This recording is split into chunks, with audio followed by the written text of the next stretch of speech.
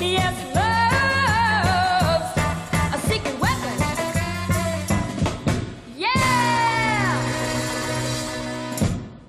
Hi, I'm Donna Loren. And I'm Dr. Adam Gerace. And you are listening to Love's a Secret Weapon podcast. Welcome back, Shindiggers. Over our next 3 episodes, Donna continues to read from Chapter 7, Wishin and Hopin. Did you know that was the first song she sang on a little show called Shindig? Well, in this episode, Donna finishes up with Dick Clark's Caravan of Stars tour and is straight onto the set of the highest rated musical program of the 1964-65 television season. Along the way, you'll hear some vintage sounds from the set, including a performance from the Beatles. Go, Donna. As for my association with Dick Clark, we did so much Dr. Pepper work together, American Bandstand, as well as a great venue for me to promote my records. Dick and I also starred in an annual convention for all the national bottlers for Dr. Pepper. There was a crazed director who shall be anonymous, a real Warner Baxter a la 42nd Street type assigned to direct the event. His approach with Dick and me was to rehearse us tirelessly for 3 days. We had a script and I had songs to perform, which he felt would be delivered best if we were sleep deprived. The notion of interpreting show business in an abusive way appealed to the powers that be enough for them to invite him back and repeat this torture 4 years in a row. It blew my mind to witness Dick Clark comply with the ridiculous, absurd demands of this man. Dick and I were asked to rehearse until 4 o'clock in the morning the night before the show. The director told us we would do our best after our adrenaline kicked in, and so literally Dick and I would end up falling asleep on a backstage floor. Being a minor, you'd think that at least Maury would speak up in my defense, but nope. No one stood up for me or my best interest. There was one focus: money. As long as I cooperated and didn't complain, all was well. No one ever considered my welfare, and why the hell did Dick allow it? Many years after I retired, I went to visit him. Dick greeted me with open arms. Those are my Sedona days. I had just fallen in love with Sedona and written a song about it. I had many ambitions to help to build an amphitheater there, and had become affiliated with an organization called the Sedona Arts Center. Lucy Banks, the director of the center, spearheaded a project and supported my efforts to develop 14 acres of land they owned. I brought an acoustical engineer who designed Wolf Trap and the Hollywood Bowl to walk the property.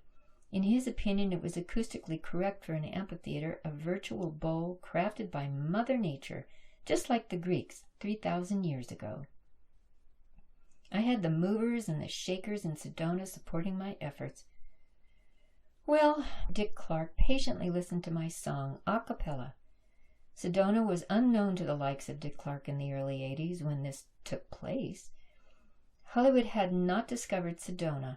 Well, rediscovered it is more like it. John Ford made Stagecoach, starring John Wayne, there in 1939. Even Elvis shot a movie there, Stay Away Joe, in the 60s. After I finished my song and spiel about the amphitheater, Dick said, "Don't worry your pretty little head over it," and dismissed me. My heart sank. I had a new awareness that I was dealing with yet another patriarchal authority who judged me as only a female, good for singing, looking cute, pretty, but never to be taken seriously as an entrepreneur. Even though his kindness was ever present, accepting my calls when I came to say hello after I moved to Hawaii, and just felt compelled to stay connected, there was a distance. Then the phone rang in Dick Clark's office in Burbank. He went over to his desk to take the call. A storm had ripped through his house in Malibu, disturbing his gardens. I saw the concern on his face, and then he looked up at me with dark, saddened eyes. The forever young Dick Clark showed me his other side. He hung up, hugged me goodbye. Why was I on the Dick Clark Caravan of Stars tour? Once again, I was an anomaly. I was the featured guest among all the hitmakers as the Dr. Pepper Girl. I did not have the awareness to question why I was on that tour singing standards like Kansas City and Bill Bailey. Instead, I could have promoted a surf rock music theme, including Muscle Bustle and Love's a Secret Weapon. Dick introduced me as one of the stars of the Beach Party movies and a Mouseketeer. I could hear the excitement build in the audience night after night, anticipating the appearance of Annette. Each time I walked out on the stage, I felt an air of disappointment coming from the crowd when their expectations were faulted. And it was only me.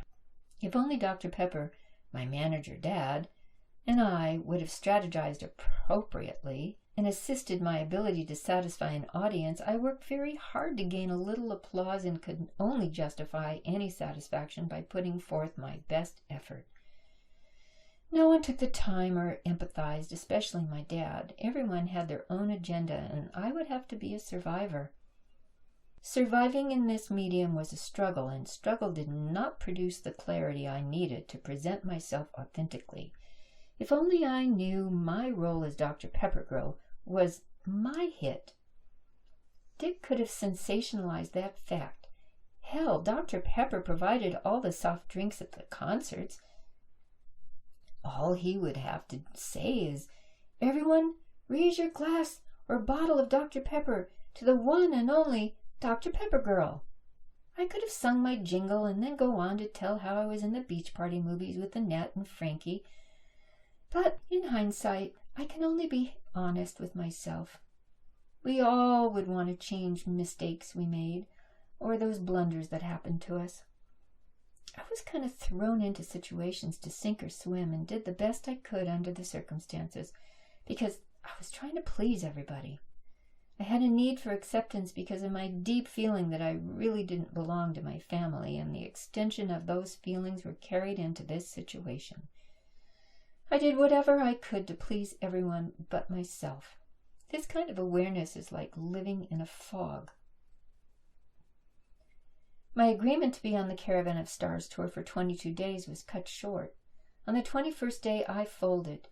A fever raged through me, sending me to bed. My nature is to be very analytical, and so I feel that subliminally I was asking my dad to give me attention that showed he cared about my well-being. It took for me to collapse with a high fever for him to show some compassion instead of persevering with the show must go on attitude.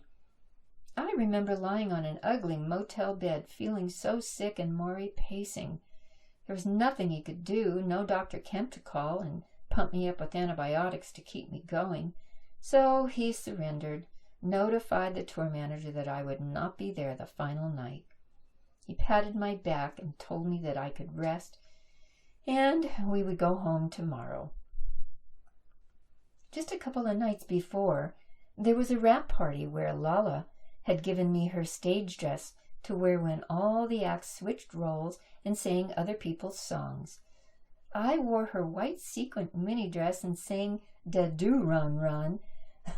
One of the ripcords got so smashed he had to be carried out kicking and screaming. That wasn't Richie. Fortunately, my resilience kicked in because I was to report to Shindig immediately after returning that morning at 11 a.m. I showed up for rehearsal at 4 p.m. that same day on August 8th, according to my diary. From that get-go, Jack Good established an atmosphere of relaxation and fun. Maury hovered close by. Jack Good introduced me to a group of guys who were called the Wellingtons.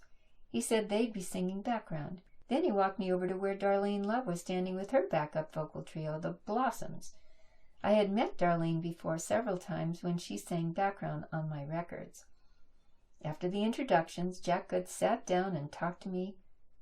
Talk to me? What? Someone's considering my opinion or willing to discuss something with me? This is a first. He said, "You mentioned before you liked Dusty Springfield," in his British accent. "We, meaning the director and I, want you to sing her song, Wishin' and Hopin'. Will you do it?" Nobody had approached me in this democratic manner before. "Yes, of course," I answered happily.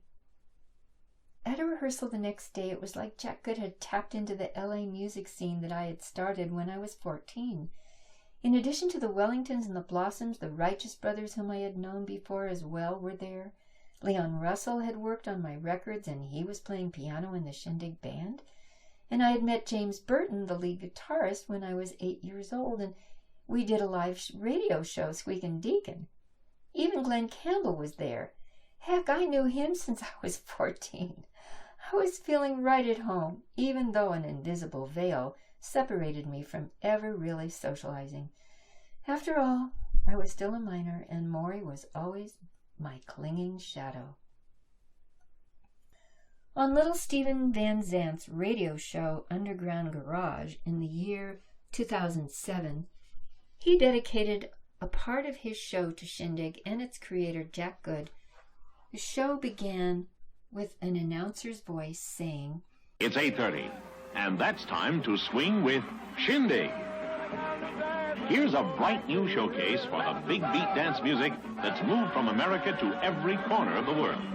Today in the Peppermint Lounge, Buckingham Palace, or a dance pavilion in Hong Kong, the beat's the same. If you're 6 or 96, you'll get big kicks on Shindig. We then hear little Stephen's voice begin to tell the story of Shindig.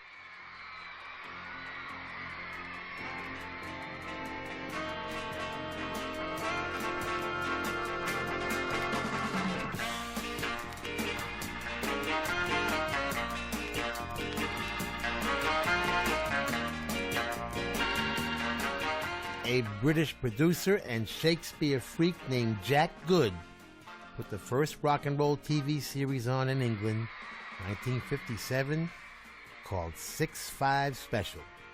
A year later, he did a show called Oh Boy, which was a series where he developed a never-seen-before fast-paced style, which included constantly moving cameras and rapid, unexpected smash-cut editing, techniques MTV would be known for 20 years later. Meanwhile, American TV still had Perry Como and Lawrence Welk putting everybody to sleep. 10 years later, Welk's bubble machine would have been appreciated, but at the time, nobody was doing drugs yet. Encouraged by Eddie Cochran's former girlfriend Sharon Shealy, Jack Good moved to the States in 1963 to try and get a TV show on in America. With his last bit of money, they did a pilot called Young America Swings the World. The networks rejected it, saying it was too fast-paced and nobody would get it in the Midwest. Sharon Shealy's new husband, DJ Jimmy O'Neill, who had hosted the pilot, didn't want to give up so easily, so he gave it to his friend Chuck Barris to see what he could do with it. Yes, Confessions of a Dangerous Mind, Palisades Park, Chuck Barris. Chuck loved it and gave it to his new best friends at ABC, who were developing his soon-to-be hit show, The Dating Game, the world's first reality TV show, if we don't count Queen for a Day. In their wisdom, ABC decided to make it a country show and made a pilot hosted by Roy Clark and renamed it Shindig. It was so bad, they turned it back into a rock show but kept the country name, which made no sense at all but showed the level of commitment by the executive brain trust over at ABC. They reluctantly put it on September 16, 1964, just to keep Chuck Barris happy, but were never into it. They may not have been into it, but the audience was. The mix of performers was impressive from the start. British invasion legends mixed with Motown stars, and the two house bands, the Shindiggers, later changed to the Shindogs, and the Ray Pullman Band, had the hippest musicians around at the time, including James Burton, Leon Russell, Delaney Bramlett, and various members of Phil Spector's Wrecking Crew, like Jim Horn and Larry Knechtel. Darlene Love and Billy Preston were regulars, and occasionally an ABC executive would suggest the show was getting too black. Jack Good would tell them, just put it in a memo, which of course they never did. Jack dealt with every detail on his shows, the songs, the band's clothes, even their expressions and their moves. Good had previously orchestrated Eddie Cochran's tough rockabilly image and early on molded Cliff Richard to be the English Elvis, among other Svengali-like strokes. Meanwhile, director Rita Gillespie kept things moving at a frenetic pace, sometimes cutting to the rhythm of the song, sometimes against it. The show was an immediate hit, but the network had undersold it, so they never made much money from it. After a year of showcasing one classic rock and roll performance after another, but making little profit, ABC started questioning Jack Good on everything he did, and he quit. His last show was June 30th, 1965. All the master tapes were recorded over, but the good news is that every show survived as a kinescope, which is a video-to-film transfer done by shooting a TV monitor with a 16mm camera. Ultimately, as far as ABC was concerned, it was let's get out while the getting's good. Let's catch the next pop culture trend. They traded Beatlemania for Batman. Oh, and by the way, the show that was recorded over all the Shindig master tapes was The Dating Game.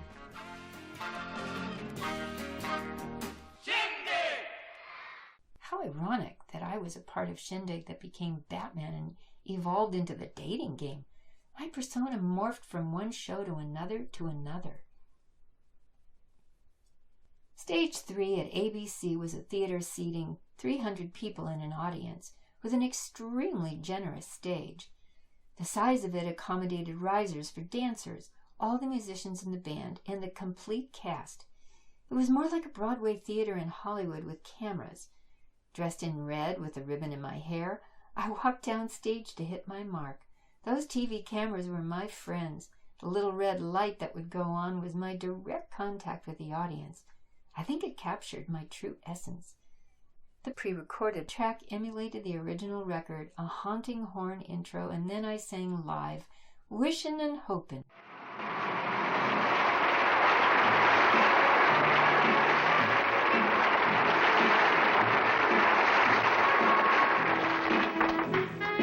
Wishing and hoping and thinking and praying, planning and dreaming each night of his charms that won't get you into his arms. So if you're looking to find love, you can share. All you gotta do is hope and pity and love him and show him that you care.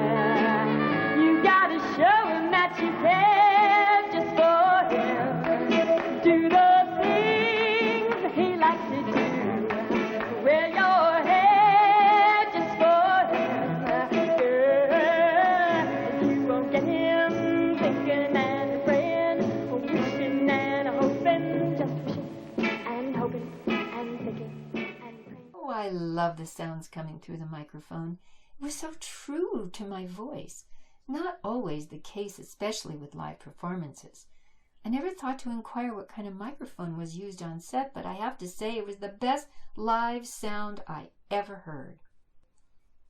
Jimmy O'Neill, one of the top 40 DJs in LA, was selected to be the host. Sam Cooke was the star of Shindig's debut on ABC television on September 16th. In the same week, Peyton Place, Bewitched, and the Addams Family premiered. Little did we know that only a few months later he would be shot dead at only 33 years old. To me, Sam symbolized exactly what was going on in America. He took his music from the Deep South and crossed over to the white world. His clean-cut appearance would become a role model for Marvin Gaye and other R&B artists. The first show's rating went through. For the second show that I was on, I was paired with Bobby Sherman to sing a duet. Bobby and I performed regularly together on the show. He was becoming a teen idol. Jack Good chose a song called Casting My Spell on You for us to sing in the midst of dry ice smoke. It was hard not to choke amidst the gas that was being blown from the dry ice machine, but the bottom line is that the effect was perfect for the song. Wouldn't you agree? After I recorded my Beach Blanket Bingo album, Bobby and I climbed up on a tandem bike for me to sing Cycle Set. What was he doing behind me? I'll never tell. We're gonna ride. We're gonna ride. We're gonna ride. We're gonna ride. I got a little bike and the price is just right. So I'm gonna take my money and I'll pick it up tonight. And with the real swing and die that I have just met, we'll go right to sickle set. We'll go right together with the sickle set. Ride, little sickle, ride, little sickle, ride, little sickle, ride, little sickle, ride, little sickle, ride, little sickle, ride, little sickle, ride, little sickle. We'll go right together with the sickle set. The tempo of Shindig shows was unlike anything I had ever experienced live. No delays, no lags, always upbeat in one act after another. Jack Good, who had originally launched the show in his native England, had an enthusiasm and verve for music, a combination of his love for American music and the cultural aspect of its origin, based on Southern slavery blues. It was the birth of integrating the new British sounds. Jack always showcased acts like the Rolling Stones, Marianne Faithfull, the Dave Clark Five, the Kinks, Chad and Jeremy. On a live show from London early on in the season, the Beatles sang Kansas City, hey, hey, hey, I'm a Loser, and Boys.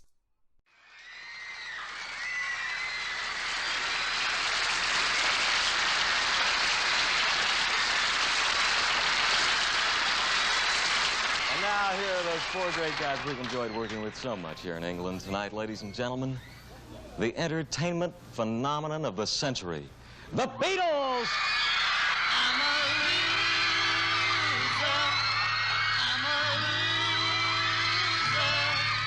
and I'm not what I appear to be. Of all the love I have won or have lost, there is one love I should never have lost. She was a girl in a million, my friend. I should have known she would win in the end. I'm a loser, and I'm not someone who needs to be. I'm a loser, and I'm not what I appear to be. Although I laugh and I act like a clown, beneath this mask I am wearing a frown. My tears are falling like rain from the sky.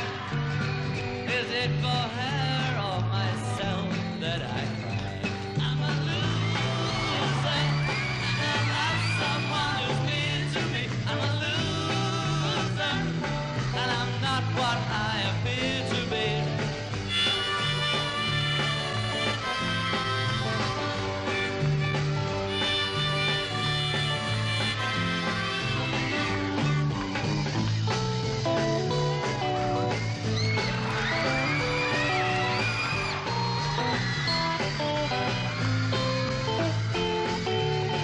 What have I done to deserve such a fate?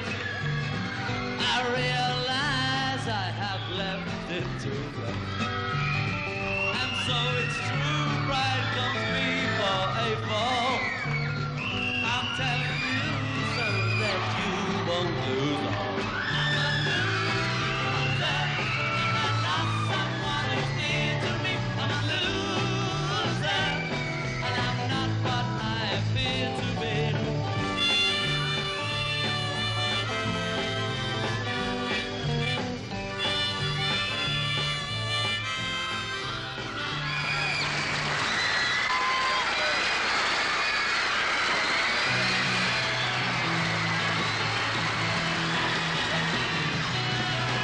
I've been told when a boy is good, take a trip around the world. Hey, pop you up, pop you up, hey, pop you up, pop you up, hey, pop you up, pop you up, you do, pop you up, yeah. My girl says when I kiss a lady, let the bell ring, hey, pop you up, pop you up, hey, now, pop you up, pop you up, hey, pop you up, pop you up, you do, pop you up, yeah. Oh, I talk about boy, yeah, yeah, boy. Don't you know I mean boy, yeah, yeah, boy. Talk about boy, yeah, yeah, boy. All right, yeah, yeah, boy. Talk about boys now, yeah, yeah, boy. What a bundle of joy, yeah, all right, boy. Thanks for listening, and stick around for our next episodes as we continue to chart the course of TV's pioneering rock and roll sensation. Goodbye. Yes, love.